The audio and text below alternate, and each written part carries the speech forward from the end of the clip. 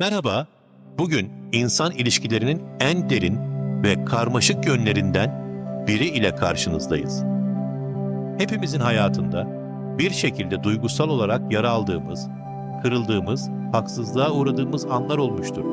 Kimisi alaycı sözlerle bizi değersiz hissettirmeye çalışır, kimisi açıkça zarar verir, kimisi de sinsice arkamızdan işler çevirir. Bu tür anlar içimizde biriken derin öfkeyi dışarı vurma isteği yaratır. Ve işte tam o anda intikam bir çözüm gibi görünür. Fakat buradaki önemli şey intikamın sadece bir dürtü değil, stratejik bir eylem olması gerektiğidir. Unutmayın, intikam sadece öfkenin körlüğüyle verilen bir tepki değil, zekice hazırlanmış bir stratejidir. Bu videoda intikamın gerçek gücünü nasıl keşfedeceğimizi, sabır ve planın intikamın rehberi olduğunu ve bu yolculuğun bizi nasıl güçlendirebileceğini derinlemesine inceleyeceğiz. Hayatın getirdiği acıların ve haksızlıkların karşısında nasıl bir duruş sergilememiz gerektiğini konuşacağız.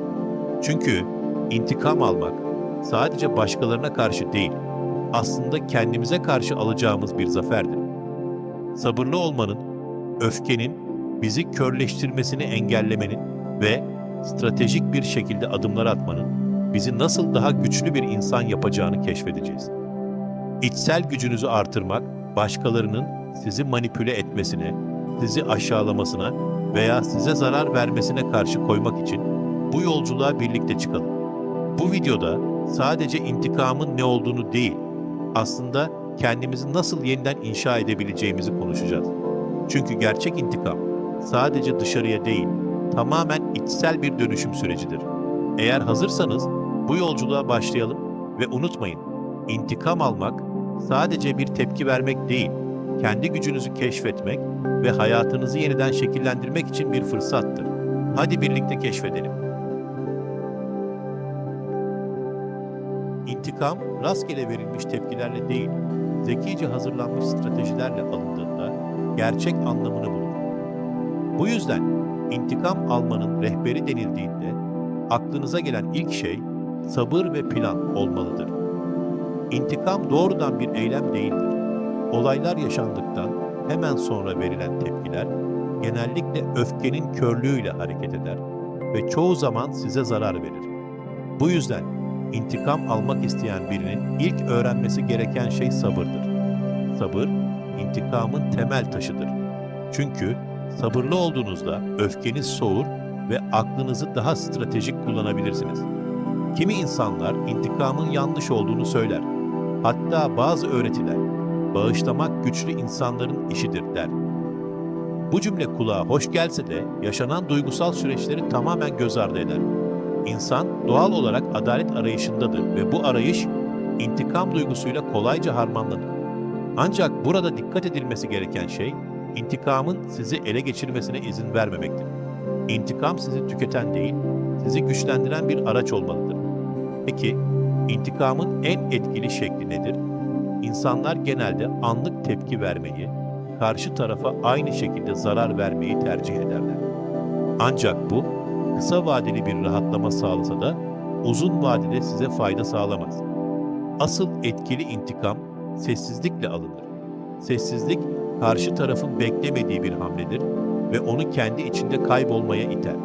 Düşünün, size zarar veren biri, sizden büyük bir tepki bekliyor, öfkeyle bağırmanızı, onu suçlamanızı istiyor. Eğer sessiz kalırsanız, o kişinin tüm beklentileri boşa çıkar. Sessizlik, onların zihinlerini kemiren bir bilinmezliğe dönüşür. Çünkü sessizlik, onların egosunu beslemez, aksine karşı tarafı güçsüz hissettirir. Bir insanın intikam almak için en güçlü silahı, kontrol edebildiği duygularıdır. Kendi öfkenizi kontrol altına alıp sessiz bir strateji uyguladığınızda, intikamın asıl anlamını kavramış olursunuz. İntikam, sizi yiyip bitiren bir yangın değil, karşı tarafı sessizce yakan bir soğuk ateş olmalıdır. Başarı, intikamın en asil şeklidir. Bunu bir klişe olarak düşünebilirsiniz. Ancak gerçek hayatta başarı, sizi küçümseyenler ve size zarar vermeye çalışanların en büyük korkusudur. Başarı elde ettiğinizde artık onların üzerinde doğal bir üstünlük kurarsınız. Bu üstünlük fiziksel bir güç değil, manevi bir güçtür. Çünkü başarı, size yapılanların karşısında dimdik ayakta durduğunuzun kanıtıdır. Başarı yoluyla intikam almak sadece dışsal bir kazanım değildir. Aynı zamanda içsel bir iyileşme sürecidir. Size zarar veren kişilerin hayatınızda hiçbir etkisi olmadığını görmek, onları sizin üzerinizde bir güç sahibi olmaktan çıkarır. İşte bu yüzden intikamın en güçlü yolu kendinizi geliştirerek ve hedeflerinize ulaşarak kendi hayatınıza odaklanmaktır. Enerjinizi düşmanlarınıza değil, hayallerinize harcayın. Bu, onların sizi yarayabilecek alanı yok eder. Çünkü insanlar sizi ancak zayıf olduğunuzda kontrol edebilirler. Güçlü olduğunuzda ise onların varlığı önemsizleşir. İntikam almanın bir diğer önemli kuralı zamanı doğru kullanmaktır. Zaman en büyük müttefikimizdir. Aceleyle alınan kararlar genellikle istenilen sonuçları vermez. Ancak zamanla aldığınız kararlar hem daha etkili olur hem de sizi daha güçlü hissettirir. Çünkü zaman her şeyin olgunlaşmasını sağlar. Unutmayın, intikam anlık bir zafer değil, vadeli bir süreçtir. Zamanla olgunlaştırıldığında tarafın beklemediği kadar etkili olur. Çünkü insanlar genelde kısa vadeli sonuçlar bekler. Eğer intikamınızı zaman içinde sabırla hazırlarsanız, onların savunmasız kaldığı bir anda harekete geçebilirsiniz. Duygusal manipülasyon, insan ilişkilerinin karanlık köşelerinden biridir. Kimi insanlar sizi küçümseyerek ya da duygusal olarak köşeye sıkıştırarak iradenizi kontrol etmeye çalışır. Bu tür kişiler sizin duygusal tepkilerinizi kendilerini daha güçlü hissetmek için kullanırlar.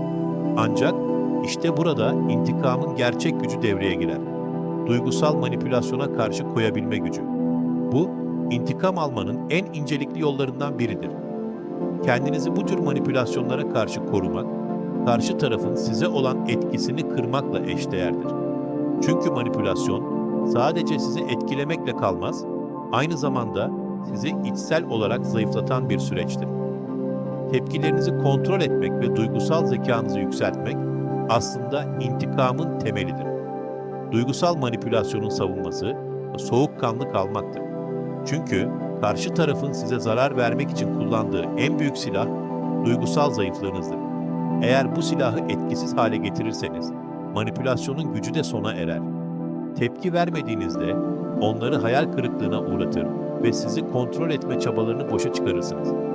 İntikam sürecinde duygusal soğukkanlılık en önemli silahınızdır. Duygularınıza yenik düştüğünüzde kontrolü kaybedersiniz. Ancak duygularınızı yöneterek hem kendinizi hem de olayları kontrol edebilirsiniz. Soğukkanlı olmak, intikam almanın anahtarıdır. Bir insan size zarar verdiğinde, genellikle duygusal olarak en zayıf olduğunuz andır. Eğer o an bir tepki verirseniz, bu tepki çoğu zaman öfkeyle dolu olur ve karşı tarafa avantaj sağlar. Ancak duygusal soğukkanlılık gösterirseniz, hem kendinizi korur hem de karşı tarafın beklentilerini boşa çıkarırsınız. Bu, onların savunmasını kıran bir hamledir. İntikam almak yalnızca duygusal bir dürtü değildir. Aslında bu eylem, insanın içindeki kontrolsüz öfke ve hayal kırıklığını yönetebilme becerisini de test eder. Çoğu insan intikamı anlık bir ödül olarak görür. Ancak intikamın gerçek gücü, sadece size zarar veren kişiye bir yanıt vermekle kalmaz, aynı zamanda kendi duygusal ve zihinsel sağlığınızla ilgili derin bir mesaj taşır. Bu nedenle intikamı yalnızca bir karşılık verme biçimi olarak değil, kendi gücünüzü keşfetme süreci olarak da görmelisiniz. İntikam almak, bir tür dengeyi yeniden kurmak gibi düşünülebilir. Ama unutmamanız gereken temel bir gerçek vardır. İntikam yalnızca gerçekten hak ettiğinde alınmalıdır. Zarar gördüğünüzde hissettiğiniz öfkenin sizi körleştirmemesi, onu bir stratejiye dönüştürmeniz gerekir. Bu, en etkili intikam almanın yoludur. İntikamın en güçlü türü, size zarar verenlere aslında onlara tepkilerinizi göstermekle olur. Bu, en karmaşık ve bazen en zorlayıcı şekliyle intikam almaktır. İnsanlar genellikle başkalarına karşı öfke duygusuyla hareket ederken, bazen bu tepkilerin ne kadar yıkıcı olabileceğini gözden kaçırırlar. Bu tür bir intikam, başkalarına sizi manipüle edebileceğini düşündüren ve onları size zarar vermeye iten kişilere karşı verilen en büyük cevaptır. Gerçekten intikam almak istiyorsanız bu tür bir güç gösterisini gerçekleştirin. Onlara sizi yaşamınızı belirleme yetkilerinin olmadığını kanıtlayın. Size zarar veren bir kişiyi ya da durumu düşünün.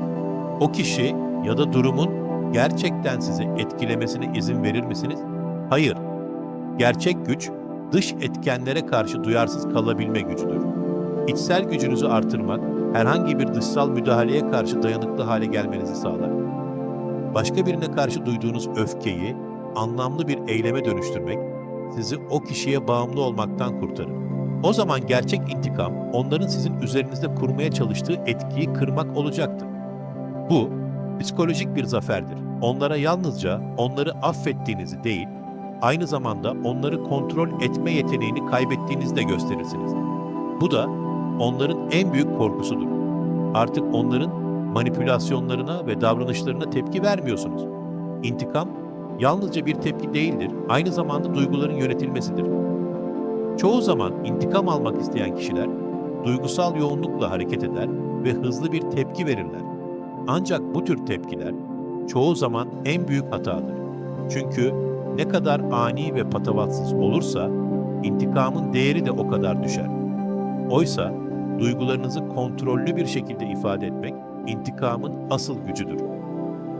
İntikam aldığınızda önceden düşünülmüş bir strateji uygulamalısınız. Aceleci bir karar almak sizin kontrolünüzün dışına çıkmanıza ve olayın daha da kötüleşmesine yol açabilir. Bir insanın size verdiği zarar ne kadar büyük olursa olsun, intikamınızı soğukkanlılıkla ve düzgün bir şekilde almalısınız. Unutmayın, doğru zamanlama ve doğru strateji en etkili intikamın sırrıdır. Bazen hızlı ve acil bir tepki verme dürtüsü çok güçlü olabilir. Ancak geriye dönüp bakıldığında bu tür tepkiler genellikle sizi rahatlatmaktan çok daha fazla karmaşaya neden olur. Bu yüzden her zaman soğukkanlı ve stratejik hareket etmek önemlidir. Sonuçta intikamın amacı yalnızca geçici bir tatmin sağlamak değil, daha derin ve kalıcı bir zafer kazanmaktır. İntikam almak birçok açıdan büyüleyici olabilir, ancak intikamın sizi yiyip bitirmesine izin vermemek gerekir. İntikam alırken dikkat edilmesi gereken en önemli şeylerden biri, kişisel kararlılığınızı kaybetmemektir. İntikamın bir sınırı vardır. Eğer bu sınırları aşarsanız, kendi değerinizin altına inmiş olursunuz. İntikam almak bir güç meselesidir. Ancak aşırıya kaçmak sizi sadece zayıflatır. Bu yüzden gücü doğru bir şekilde kullanmak önemlidir. İntikam yalnızca bir karşılık verme değil, aslında bir tür kişisel devrimdir. Bu eylem sadece başkalarına değil, kendinize de karşı alınan bir zaferin simgesidir. İntikam almak, dışsal bir olaya verilen tepki olmaktan öte, içsel bir dönüşüm sürecidir. Bu süreç, bireyin güç ve zihin üzerindeki kontrolünü yeniden ele geçirmesi anlamına gelir. İntikam yalnızca başkalarına zarar vermekle ilgili bir eylem değil, aynı zamanda kendinizi yeniden şekillendirme fırsatıdır. Çoğu insan, intikamı birinin size yaptığı kötülük karşısında duygusal bir tepki olarak algılar. Ancak bu bakış açısı eksiktir. Gerçek intikam sadece bir acıyı karşılamakla kalmaz, aynı zamanda kendinizi aşarak daha güçlü, daha kararlı bir insan haline gelmektir. Bu, duygusal olgunlaşma ve zihinsel güçlenmenin bir sürecidir. Çünkü intikam yalnızca duygusal boşalım değil, aynı zamanda strateji ve irade ile şekillenen bir zaferdir. İntikamın ilk aşaması, duygularınızı kontrol altına alabilmektir. İnsanlar öfkeden, hüsrandan veya kırgınlıktan hareketle intikam almak isterler. Ancak intikam sadece bir reaksiyon değildir. Bu bir içsel keşif sürecidir. Sizi kıran kişi ya da durumun arkasındaki gerçek nedenleri anlamaya çalışmak, intikamın ilk adımıdır. Bu anlamda intikam yalnızca dışsal bir olayın etkisini silmek değil, o olayı anlamak ve içsel gücünüzü bulmakla ilgilidir. Kendinizi anlamadan intikam almak, yalnızca başkalarını cezalandırmaya yönelik kısa vadeli bir tatmin sağlar. Ancak bu tür bir intikam uzun vadede hiçbir gerçek tatmin sağlamaz. İçsel bir dönüşüm sürecine girmediğiniz sürece verilen tepki sizi değil, yalnızca karşı tarafı etkiler. O yüzden ilk adım duygusal reaksiyonlardan sıyrılmak ve daha derin bir psikolojik farkındalık geliştirmektir. İntikam almak için harekete geçmeden önce duygusal kısıtlamalarınızı aşmanız gerekir. Birçok insan intikam alma arzusunu öfke ya da kırgınlıkla karıştırır. Ancak bu tür duygusal temellere dayanan bir eylem yalnızca anlık bir tatmin yaratır. Gerçek intikam öfkenin ötesine geçmeyi gerektirir. Bunu başarmak için önce duygusal durumunuzu net bir şekilde tanımalı ve buna karşı koyma gücü bulmalısınız. Duygusal kısıtlamalarla mücadele etmek yalnızca intikam alırken değil, hayatın diğer alanlarında da daha sağlam bir duruş sergilemenize yardımcı olur. İntikamın anahtarı sadece başkalarına bir tepki vermek değil, kendi duygusal durumunuzu kontrol altına almaktır. Bu yalnızca başkalarına verdiğiniz bir tepki değil, aynı zamanda kendinize verdiğiniz bir yanıttır. İntikam alırken duygusal kısıtlamalardan sıyrılmak, daha geniş bir perspektif kazanmanıza ve hareketlerinizi daha stratejik bir şekilde şekillendirmenize yardımcı olur. Bu aslında bir tür olgunlaşma sürecidir ve kişisel sınırlarınızı yeniden tanımlamanıza olanak tanır. İntikam alırken sadece duygusal tatmini düşünmek yerine stratejik bir yaklaşım benimsemek gerekir. Anlık bir tepkiyle hareket etmek genellikle istenmeyen sonuçlara yol açar. Bu yüzden strateji geliştirmek intikamın en kritik kısmıdır. Bir adım geri atarak durumu ve hareket alanınızı değerlendirmeniz gereklidir. Bu değerlendirme sadece duygusal bir anlık tatmin değil, uzun vadede size kazandıracak bir hamledir. Zihinsel olarak güçlü bir duruş sergilemek intikamın asıl amacıdır. Karşınızdaki kişi ya da durum ne olursa olsun, intikam almak için doğru zamanı ve doğru hamleyi beklemek gerekir. Bu sürecin sonunda başkalarına değil, kendinize karşı kazanmış olursunuz. Çünkü gerçek intikam sadece başkalarını cezalandırmak değil, stratejik düşünmek ve her hareketinizi daha bilinçli hale getirmektir. Duygusal kararlar yerine mantıklı adımlar atmak, sizi yalnızca daha güçlü kılmakla kalmaz, aynı zamanda istediğiniz sonuca ulaşmanızı sağlar.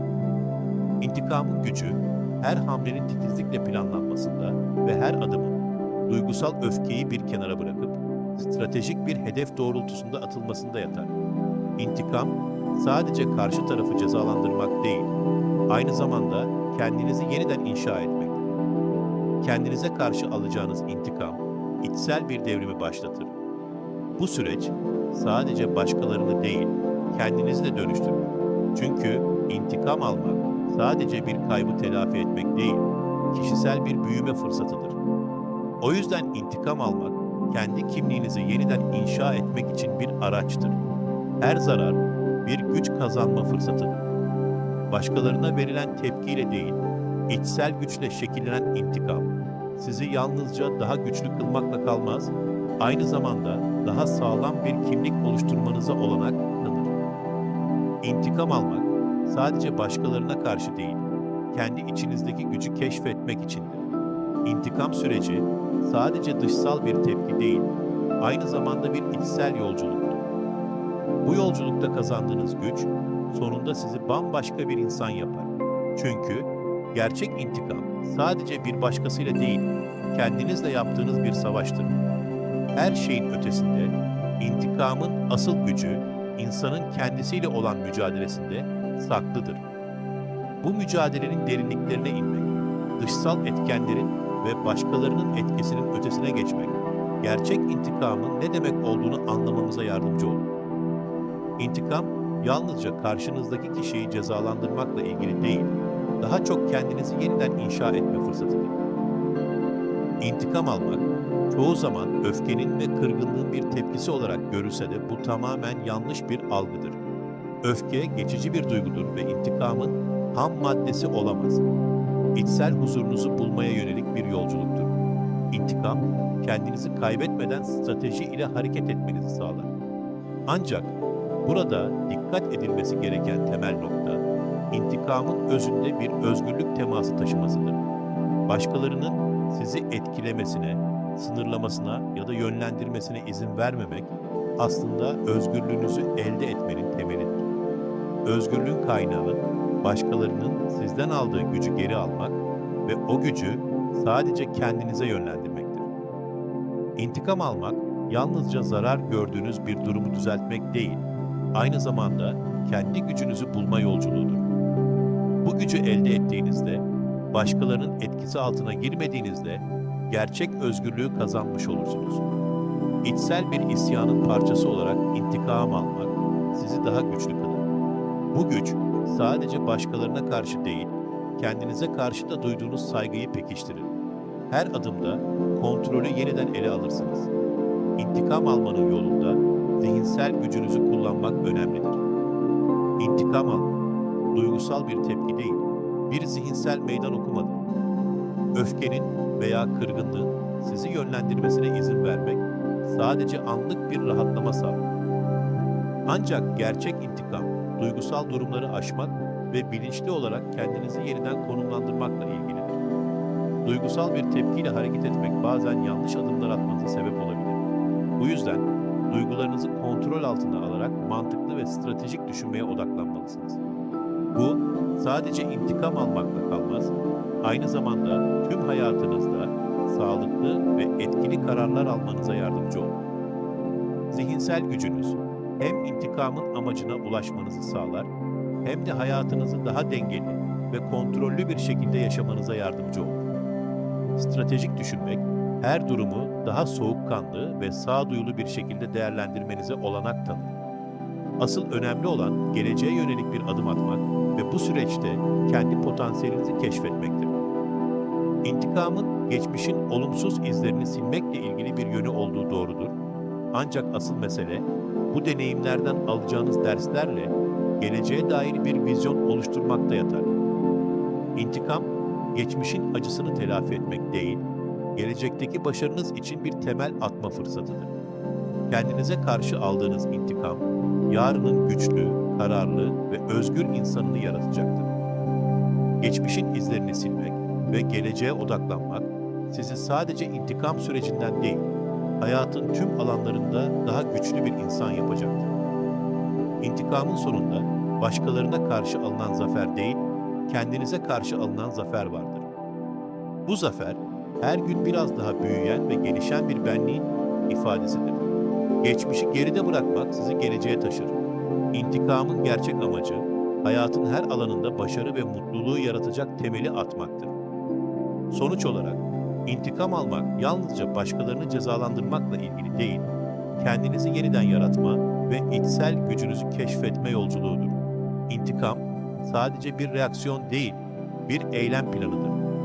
Bu süreçte özgürlüğünüzü, zihinsel gücünüzü ve geleceğinizi inşa edersiniz. İntikam almak aslında kendi iç yolculuğunuzun bir yansımasıdır.